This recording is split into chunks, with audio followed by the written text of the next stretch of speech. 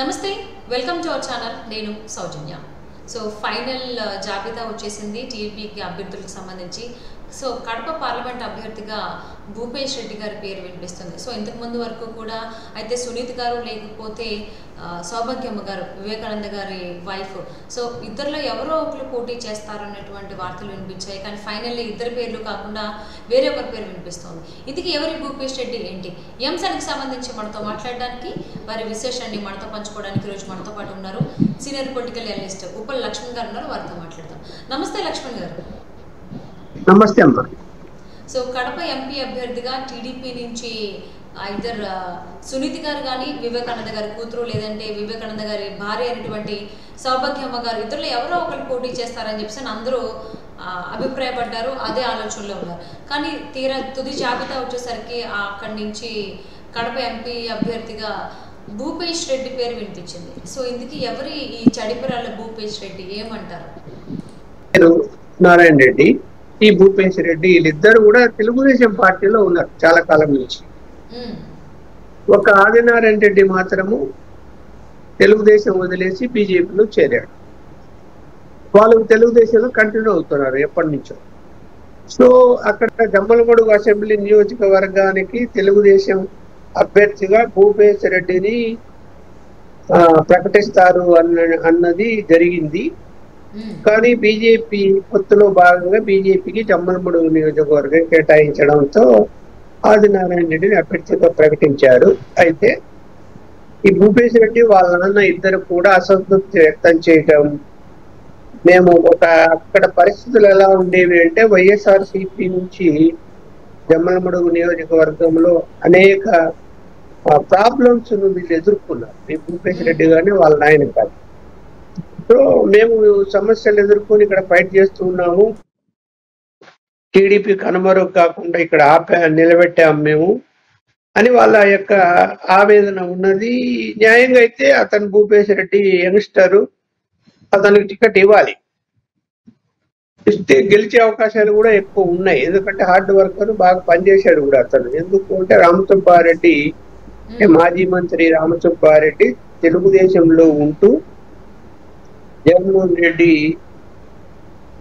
మంత్రి అంటే ముఖ్యమంత్రి అయిన తర్వాత ఆయన తెలుగుదేశం పార్టీ వదిలేసి వైఎస్ఆర్సీపీలో చేరటం, మళ్ళీ ఆయన ఎమ్మెల్సీ కావడం ఇవన్నీ జరిగాయి. అక్కడ అక్కడ వైఎస్ఆర్సీపీ తెలుగుదేశం రామసుబ్బారెడ్డి వాళ్ళంతా ఒకటైపోయారు. ఒకటైనప్పుడు వాళ్ళను ఎదుర్కొని తెలుగుదేశం పార్టీని నిలబెట్టేటువంటి అంశంలో ఈ నారాయణ రెడ్డి, భూపేష్ రెడ్డిల పాత్ర చాలా ఉంది. అందువలన ఇంకా ఈ జిల్లాలో అంటే ఆ కుటుంబాన్ని వదిలిపెట్టలేని పరిస్థితుల్లో కడప పార్లమెంట్ అభ్యర్థిగా భూపేష్ రెడ్డిని ప్రకటించారు ఈరోజు. సో అక్కడ ఇంకా ఆ కుటుంబంలో అంటే ఆయన ఆదినారాయణ రెడ్డి బీజేపీలో ఉండడం, వాళ్ళ అన్న కొడుకు తెలుగుదేశంలో ఉన్నా కూడా ఇప్పుడు ఎన్డీఏ పొత్తు కుదిరింది కాబట్టి వాళ్ళందరూ కలిసి ఇక పని చేసే అవకాశం ఉంటుంది. మీరు అన్నట్టు ఏంటంటే వివేకానంద రెడ్డి కూతురు కానీ వివేకానంద రెడ్డి భార్య కానీ పోటీ చేస్తారేమో కడప పార్లమెంటు లేదా అసెంబ్లీ అనేది చర్చ ఉంది. చిన్న మాట వాస్తవమే.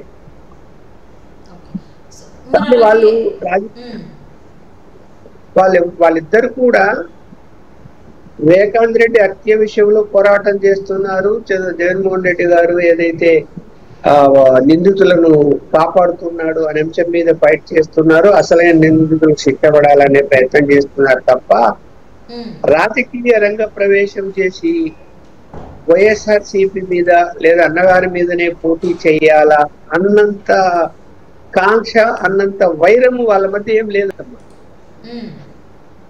అందువల్ల వాళ్ళు పోటీ చెయ్యరు. రాజకీయ అసలు పార్టీ ఏ పార్టీలో చేరలేదు ఇప్పటి వరకు. వాళ్ళు పోటీ చేసే అవకాశాలే లేవు. కాబట్టి మీరు అన్నట్టు షర్మిల ఆమె కాంగ్రెస్ పార్టీలో చేరింది.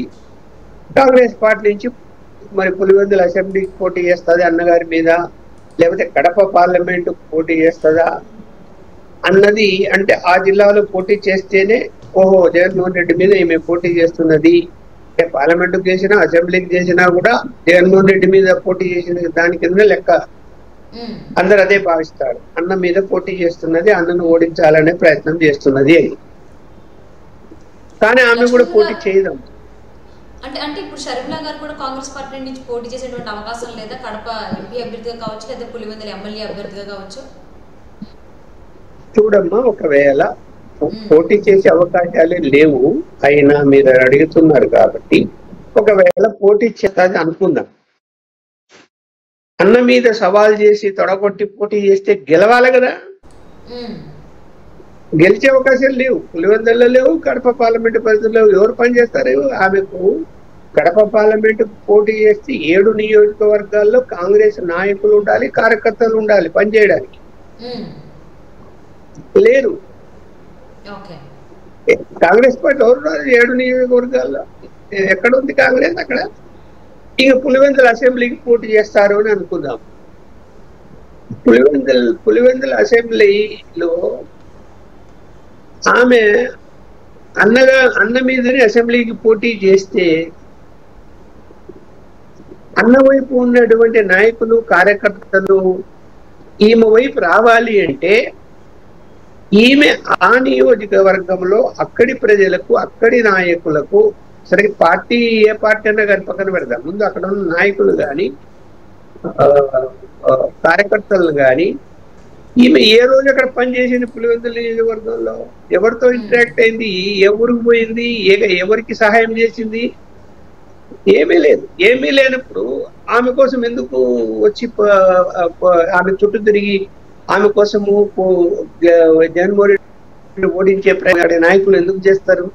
ఏ కారణంగా చేస్తారు? చేయరు వాళ్ళు. ఎందుకంటే మంచైనా చెడ్డైనా వాళ్ళని ఆదుకుంటూ జగన్మోహన్ రెడ్డి గారు సపోర్ట్ చేస్తూ ఉన్నారు. సరే, కొంత అసంతృప్తి ఉండొచ్చు. ఎందుకు అంటే వివేకానంద రెడ్డి యొక్క ఇమేజ్ అక్కడ ఇప్పటికీ ఉంది. ఎందుకు అంటే రాజశేఖర్ రెడ్డి గారు అటు పార్లమెంట్ మెంబర్ అయినా, శాసనసభ సభ్యుడైనా కూడా నియోజకవర్గంలో ఉంటూ, ప్రజల మధ్య ఉంటూ, వాళ్ళ సమస్యలు పట్టించుకొని నిరంతరం పనిచేసింది వివేకానంద రెడ్డి. రాజశేఖర్ రెడ్డి కంటే వివేకానంద రెడ్డి ప్రతి విలేజ్ లో గుర్తిస్తారు. సో ఆయన ఇమేజ్ ఉంది.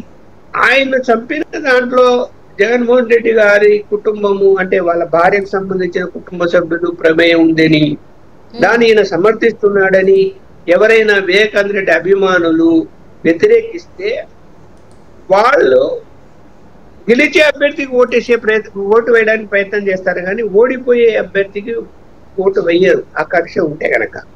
అంటే మరి లక్ష్మణ్ గారు, షర్మిల గారు కావచ్చు, సునీత్ గారు కావచ్చు, మా అన్న జగనన్నకైతే ఓటేయకండి, ఓటేసి గెలిపించకండి అని చెప్పేసి చెప్తున్నారు. మా నాన్న సునీత్ గారు కావచ్చు, అలాగే మా బాబాయ్ అని చెప్పేసి షర్మిల గారు కావచ్చు.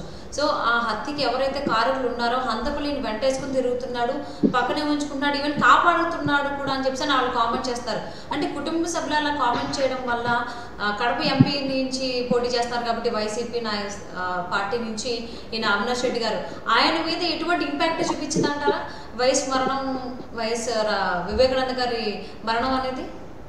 ముద్దాయిగా ఉన్నాడు కేసులో, మరి ఆ ఇంపాక్ట్ ఏమన్నా ఉండి అతను ఓడిపోయే పరిస్థితి ఏమన్నా వస్తుందా అని కదా మీ ప్రశ్న. అలా రావాలి అంటే 7 నియోజకవర్గాల్లో తెలుగుదేశం పార్టీ బలంగా అభ్యర్థులను పెట్టి బలంగా ఫైట్ చేయగలిగితే అప్పుడు దాని ఇంపాక్ట్ దాని మీద పడుతుంది. ఇప్పుడు ఆ నియోజకవర్గంలో ఇందాక నేను చెప్పినట్టు ఏంటంటే పులివెందుల అసెంబ్లీ నియోజకవర్గంలో అది కూడా వివేకానంద రెడ్డి సానుభూతి పరులు ఎవరైతే ఉంటారో వాళ్ళు అవినాష్ రెడ్డికి ఓటు వేయకపోవచ్చునేమో, కానీ మొత్తం మిగిలిన 6 నియోజకవర్గాల్లో కూడా ఆ ప్రభావం పడి ఏంటి, ఇప్పుడు ఇది ఫ్యాక్షన్, మా జిల్లానే ఫ్యాక్షన్ జిల్లా, అది పులివెందులు అంటే ఇంకా ఫ్యాక్షన్ లో అది అన్న లేదు, తమ్ముడు లేదు, ఏమీ లేదు. అవసరమైతే ఎవరినైనా హత్యలు చేయడం, కేసులు పెట్టుకోవడము, జైలు పోవడాలు, ముద్దాయిలను రాజకీయ నాయకులు సపోర్ట్ చేయడము కొత్త అంశం అయితే కాదు. ఎవరికి అదేమి కొత్తగా ఏమి అనిపించదు. తండ్రిని చంపిన కొడుకులు కూడా ఉన్నారు అక్కడ. అందువల్ల అంత జనంలోకి ఆ ఇష్యూ వెళ్ళిపోయి వివేకానంద రెడ్డి హత్య కారణంగా మొత్తం రాజకీయమే మారిపోతుంది అంటే మారిపోతాం, అంత సులభం కాదు. రాజకీయమే జనము జనం పూర్తిగా ఎందుకు వ్యతిరేకిస్తారు ఆ కారణంగా. సో అంటే నిజంగానే ఏపీ రాజకీయాల్లో కడప ఎంపీ స్థానం అనేది చాలా హాట్ టాపిక్ అయిపోయింది. సో టీడీపీ నుంచి ఐదర్ వైఎస్ వివేకానంద గారి వైఫ్ కానీ లేకపోతే కూతురు కానీ పోటీ చేస్తారు అని చెప్పేసి అని భావనలో చాలా మంది ఉన్నారు. ఫైనల్ జాబితా వచ్చేసరికి మాత్రం అక్కడ చడిపురాల భూపేష్ రెడ్డి గారి పేరు వినిపిస్తోంది. అలాగే వైసీపీ నుంచి అయితే అవినాష్ రెడ్డి గారు పోటీ చేస్తారని చెప్పేసి ఆల్రెడీ ఖరారు అయిపోయింది.